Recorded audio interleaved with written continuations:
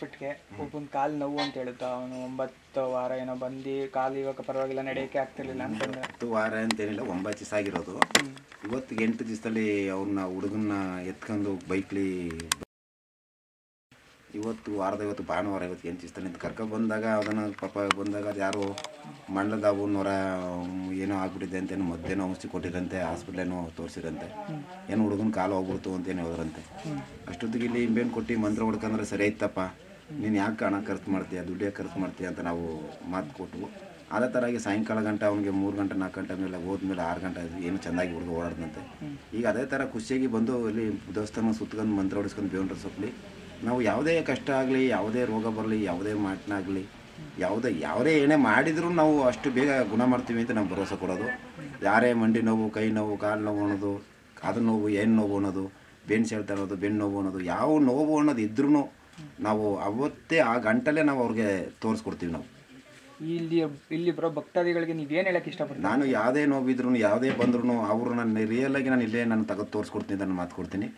ಪ್ರತಿಯೊಂದು ಭಕ್ತರಿಗೆ ನಾನು ಏನಂತ ಹೇಳೋದು, ಬಂದು ಒಂದು ಸತಿ ಭೇಟಿ ಕೊಡಿ, ಒಂದು ಸತಿ ನಿಮ್ಮ ಕಷ್ಟನಾಗಲಿ, ಪ್ರತಿಯೊಂದು ಮನೆ ಆಗಲಿ, ಕೋರ್ಟು ಕಚೇರಿ ಆಗಲಿ, ಭೂಮಿ ಅವರ ಏನೇ ಮನಸ್ಸಿಗೆ ನೋವಿದ್ರೂ ಕಷ್ಟನ ಇಲ್ಲಿ ಬಂದು ತಾಯಿ ಹತ್ರ ಬೇಡಿ, ನೀವು ಹೋಗಿ ನಿಮಗೆ ಗೊತ್ತಾಗುತ್ತೆ ಅಂತ ನಾನು ಕೇಳ್ಕೊತಿದ್ದೀನಿ.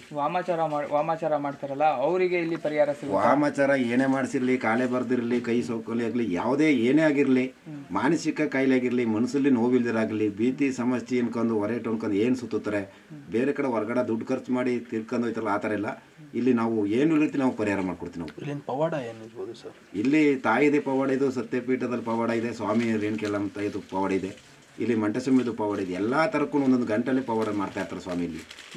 ಆ ರೀತಿ ಅವ್ರ ಮನಸ್ಸಿಗೆ, ನರಮನಸ್ಸಿಗೆ ಮುಂದೆ ಮನಸ್ಸಿಗೆ ಕಾಣಿಸ್ತಾರೆ. ಮನಸ್ಸಿನ ಮುಂದೆ ರೂಪದಲ್ಲೇ ಅವ್ರವ್ರಿಗೆ ನೋವನ್ನ ಇಲ್ಲೇ ಸರಿಪಡಿಸ್ಕೊಡ್ತಾರೆ. ನಾವು ತಾಯಿದೊಂದು ಕಪ್ಪನ್ನ ಅದನ್ನು ಎಂತ ನೋವು ಬಂದ್ರೂ ಆ ಸೌರದಲ್ಲಿ ಗುಣ ಆಗುತ್ತೆ. ಕವಡೆ ಬುಟ್ಟಿ ವಿಳ್ಯದೆಲೆ ನೋಡ್ಬಿಟ್ಟು ಶಾಸ್ತ್ರ ಹೇಳ್ತೀರಾ, ಅದು ಹೆಂಗೆ ಹೇಳ್ತೀರಾ? ನಾವು ಇಲ್ಲದರಲ್ಲಿ ಶಾಸ್ತ್ರದಲ್ಲಿ ತಾಯಿ ನಮಗೆ ಏನು ತಿಳಿಸ್ಕೊಡ್ತಾಳೆ, ಅವ್ರು ಏನಂತ ನನ್ನ ಹತ್ರ ಕೇಳ್ಕೊಂಡು ಬಂದಿರ್ತಾರೆ, ಅವ್ರು ಬೇಡ್ಕಂದಲ್ಲಿ ತಾಯಿ ಹತ್ರ ನೆನೆಸ್ಕೊ ಬಂದು ಕೂತಿರ್ತಾರೆ, ಆ ಉತ್ತರ ನಾವು ಕೊಡ್ತೀವಿ. ಅವ್ರ ಕಷ್ಟ ಏನಂತ ಆಗಿರ್ತದೆ ಅದನ್ನು ನಾನು ತಿಳಿಸಿ ಉತ್ತರ ಕೊಟ್ಟದ್ದು. ಹೌದಾ ನಿಜವಾ ಸುಳ್ಳೋದನ್ನು ಅವ್ರನ್ನೇ ಕೇಳ್ತೀನಿ. ನಿಜ ಅಂದ್ರೆ ನಿಜ ಅನ್ಬೇಕು, ಸುಳ್ಳೋದ್ರೆ ಸುಳ್ಳು ಅನ್ಬೇಕು. ಇಲ್ಲಿ ಓಪನ್ ಪ್ರಶ್ನೆ, ಓಪನಿಗೆ ಉತ್ತರ ಅಂತ ನಾನು ಅವ್ರನ್ನ ಕೇಳ್ತೀನಿ. ನಾವು ಇಲ್ಲಿ ಬರೋದು ಇದು ಯಾವ ಊರ ಹತ್ರ ಬರೋದು? ಊರೇ ಕನ್ಫ್ಯೂಸ್ ಆಗ್ತಿದೆ. ಕನ್ಫ್ಯೂಸ್ ಆಗಿತ್ತೆ ಅಂತಂದರೆ ಹುಣಸೂರಿಂದ ಅಣಗೂರು ರಸ್ತೆ, ಕೂಡ್ಲೂರು ಲಕ್ಷ್ಮೀಪುರ ಅಂತ ಬರುತ್ತೆ. ಹುಣಸೂರು ತಾಲೂಕು, ಅಣಗೂರು ಹೋಬಳಿ. ಇದು ಬೀರ್ನಳ್ಳಿ ಕಾವಲು ಅಂತ ಬರ್ತದೆ. ಬೀರ್ನಳ್ಳಿ ಪಕ್ಕ ಲಕ್ಷ್ಮೀಪುರ ಅಂತ ದೇವಸ್ಥಾನ ಬರ್ತದೆ. ಇದು ಈ ಕಡೆ ಬರ್ತದೆ. ಇದು ಅಣಗೂರು ರಸ್ತೆ, ಮುಖ್ಯ ರಸ್ತೆ ಅಣಗೂರು ರಸ್ತೆನೇ ಇದಕ್ಕೆ ಬರೋದಕ್ಕೆ. ಅಣಗೂರು ರಸ್ತೆ, ಕೂಡ್ಲೂರು ಲಕ್ಷ್ಮೀಪುರ ಅಂತ ಬರ್ತದೆ. ಇಲ್ಲಿ ಬರೋ ದಂಡಿಗೆ ಸಮಯ ಇಲ್ಲ, ಯಾವ್ದಾರ ಪರ್ಟಿಕ್ಯುಲರ್ ಡೇ ಇದೆಯಾ? ದಿನ ಎಲ್ಲ ದಿವಸ ಇದೆ. ಪ್ರತಿಯೊಂದು ದಿವಸ ಇದೆ. ಬುಧವಾರ ಒಂದು ಡೇ ಇಲ್ಲ, ಇನ್ನು ಬುಧವಾರ ಇಲ್ಲ. ಇನ್ನು ಇವಾಗ ಬರ್ತಿರೋಂಥ ಜಾತ್ರೆ ಬೇರೆ 9, 8, 9, 10, 11ಕ್ಕೆ 3 ಗಂಟು ಇಲ್ಲಿ ತಾಯಿ ಜಾತ್ರೆ, ಸ್ವಾಮಿ ಜಾತ್ರೆ ಎಲ್ಲ ಇದೆ. ಅವ್ರ ಕೈಲಂತ ಧಾನ್ಯನ ಸಹಾಯ ಮಾಡ್ಬೋದು ಅಂತ ನಾವು ಬೇಡ್ಕೊತಾ ಇದ್ದೀವಿ. ಅನ್ನದಾನ ಎಲ್ಲ ನಡೀತದೆ. ಪ್ರತಿಯೊಂದೂ ಇಲ್ಲಿ ನಡೀತಾ ಇರ್ತದೆ. ಇದು ಎಷ್ಟನೇ ತಾರೀಕು? 8, 9, 10, 11 3 ದಿನ ಇಲ್ಲಿ ಧಾನ್ಯ ನಡೀತದೆ, ಅನ್ನದಾನ ಎಲ್ಲ ನಡೀತದೆ. ಇಲ್ಲಿ ತಾಯಿ ಸೇವಾ, ಮಂಡಲ ಸೇವೆ, ಪಟ್ಟ ಸೇವೆ ಎಲ್ಲ ನಡೀತದೆ. ಇಲ್ಲಿ ದೊಡ್ಡ ಹೋಮಾಚಾರ ಎಲ್ಲ ನಡೀತದೆ. ಇಲ್ಲಿ ಭಕ್ತರಿಗೆ ಒಳ್ಳೇದಾಗಲಿ ಅಂತ ಒಂದು ವರ್ಷಕ್ಕೆ ಒಂಥರ ಇದು ಒಂದು ಕಾರ್ತಿಕ ಸೋಮವಾರ. ಇದು ಪ್ರತಿಯೊಂದು ನಾವು 6 ತಿಂಗಳು, 3 ತಿಂಗಳು, 2 ತಿಂಗಳು ಎಲ್ಲ ಮಾಡ್ತಾ ಇದ್ದೀವಿ.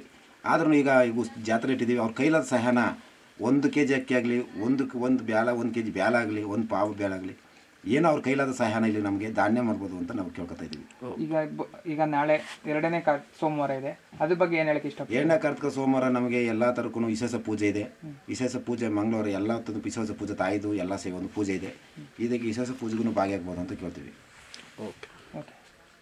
ನಾವು ಭಕ್ತರಿಗೆ ಒಳ್ಳೇದಾಗಲಿ, ನಮ್ಮ ನಾಡು ದೇಶದ ಜನಕ್ಕೆಲ್ಲ ಒಳ್ಳೇದಾಗಲಿ ಅಂತ ಕೇಳ್ಕೊತಾ ಇದ್ದೀವಿ.